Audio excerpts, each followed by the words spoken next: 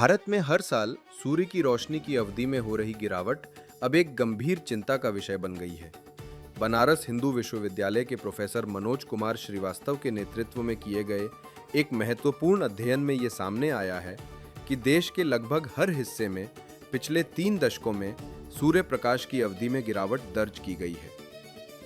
ये शोध भारतीय मौसम विज्ञान विभाग (IMD) और भारतीय उष्णकटिबंधीय मौसम विज्ञान संस्थान (IITM) के वैज्ञानिकों के सहयोग से किया गया है और इसे प्रतिष्ठित अंतर्राष्ट्रीय पत्रिका साइंटिफिक रिपोर्ट्स में प्रकाशित किया गया है।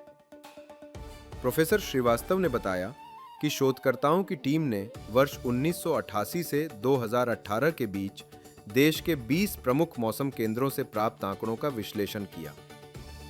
अध्ययन के अंतर्गत देश को 9 भौगोलिक क्षेत्रों पूर्वी तट, पश्चिमी तट, उत्तरी अंतर्देशीय, मध्य भारत, डेक्कन पठार, हिमालय, उत्तर पूर्व, अरब सागर और बंगाल की खाड़ी में विभाजित किया गया। इस दौरान सामने आया कि पूरे भारत में सूर्य प्रकाश की अवधि में निरंतर कमी हो रही है। उत्तर भारत में ये गिरावट 13.15 घंटे प्रति वर्ष तक पहुंच गई है, जो सबसे अधिक है। इसके बाद 9.47 घंटे, पश्चिमी तट पर 8.62 घंटे, पूर्वी तट पर 4.88 घंटे, मध्य भारत में 4.71 घंटे और डेक्कन पठार पर 3.05 घंटे प्रतिवर्ष की गिरावट दर्ज की गई है। एक डाटा होता है सनशाइन आवर का, जो कि लगभग सारे मेजर जगहों पर लिया जाता है, लेकिन जो लॉन्ग टर्म डाटा है उसको हम लोगों ने सेलेक्ट किया। ये डाटा सेट अवेलेबल है, एक ऑथराइज्ड साइट है WMO से related, national centre for national climate data centre.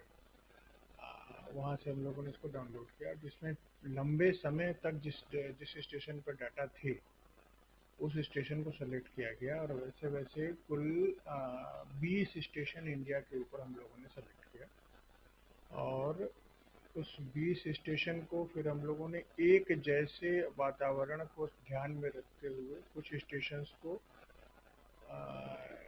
उस वातावरण के हिसाब से एवरेज करके रीजन में डेवलप किया।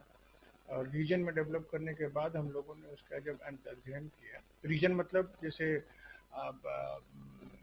नॉर्दर्न इनलैंड जिसका एक रीजन हम लोगों ने बनाया है, मतलब नॉर्थ भारत के नॉर्थ पार्ट में जो प्लेन एरिया है, जैसे जिसमें कि अमृतसर, दिल्ली और कलकत्ता का रीजन है। तो इन सारे इस तरीके से कई ग्रुप बना करके उसका जब अध्ययन किया गया तो हम लोगों ने देखा कि पिछले 30 सालों में अब सनशाइन आवर्स कम हो रहे हैं और लगभग सारे रीजन में कम हो रहे हैं, सिवाय कुछ समय के लिए जो नॉर्थ ईस्ट का पार्ट है उसमें। नॉर्थ ईस्ट मतलब ये जो आसाम, मेघालय, ये जो इन लोग ये सारी जगह हैं उन सबों का। तो ये हम लोगों ने इसको रिपोर्ट किया और ये निश्चित रूप से अगर सनशाइन कम हो रही है तो हम मान के चल सकते हैं कि अगर हम इस पर सुधार नहीं कर पाए तो जो सोलर एनर्जी प्रोजेक्ट है वो, या एग्रीकल्चर, या क्लाइमेट खुद, ये सब चीज़ों में थोड़ा बहुत असर शुरू हो सकता है। और जो अच्छा, कुछ कुछ जगहों पे तो अच्छा माना जा सकता है, कुछ जगहों पे हो सकता है कि फसलों को बदल करके आप अपने आप को सुधार सकते हैं। लेकिन सोलर एनर्जी जैसी इम्पोर्टेंट चीज़ है जिसको कि सोलर मिशन की तरह से भारत सरकार ले रही है, अगर हम इसमें सुधार नहीं कर पाए तो फिर फ्यूचर में हो सकता है कि हमारी थोड़ी सी समस्या, हल्की सी समस्या बढ़। लेकिन ये टोटल, लेकिन हम लोग का उद्देश्य इसके एनालिसिस के ऊपर नहीं था कि वो सोलर एनर्जी के ऊपर हम इसमें कुछ बोलें। हमारा उद्देश्य बस इतना था कि ये ऐसा अगर हो रहा है तो क्यों हो रहा है, और जिसको कि हम लोग बोलते हैं कि एरोसॉल का इनडायरेक्ट इफेक्ट बोलते हैं इसको।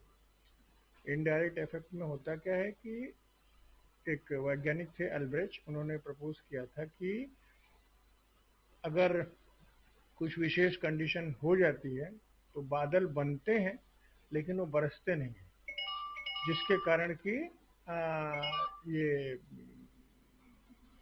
वो बनने के बाद बरसते नहीं है तो उनकी लाइफ टाइम बढ़ जाती है।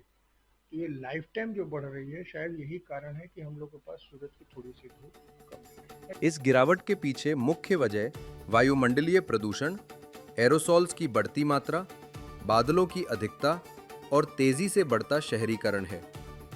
इन सभी कारणों से सूर्य की किरणें पृथ्वी की सतह तक कम मात्रा में पहुंच रही हैं। ये एक वैश्विक परिघटना है जिसे वैज्ञानिक सोलर डिमिंग कहते हैं। धूप की अवधि में लगातार हो रही कमी का सीधा असर भारत की सौर ऊर्जा क्षमता, कृषि उत्पादकता और जलवायु संतुलन पर पड़ रहा है।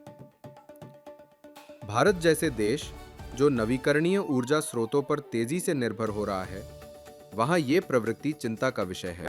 ज्यादा महत्वपूर्ण बात यह है कि भारत सरकार इसके ऊपर अपना इनका एक ट्रिब्यूनल है, एनजीटी, नेशनल ग्रीन ट्रिब्यूनल, वो पोल्यूशन को कम करने या संभालने का बहुत बढ़िया से काम कर रही है। तो मुझे ऐसा लगता है कि अगर ये फ्यूचर में थोड़ा सा और ज़्यादा स्ट्रिक्ट होकर के इस चीज़ पे ध्यान दे देंगे तो ये जो पोल्यूशन का ये वाला इफेक्ट है शायद कुछ कम हो जाए। शोधकर्ताओं का कहना है कि यदि वायु गुणवत्ता में सुधार किया जाए और आकाश को साफ रखने के उपाय किए जाएं, तो सौर ऊर्जा की दक्षता में वृद्धि संभव है। साथ ही इससे जलवायु परिवर्तन के दुष्प्रभावों से निपटने की क्षमता और सतत विकास की दिशा में भी मजबूती मिलेगी।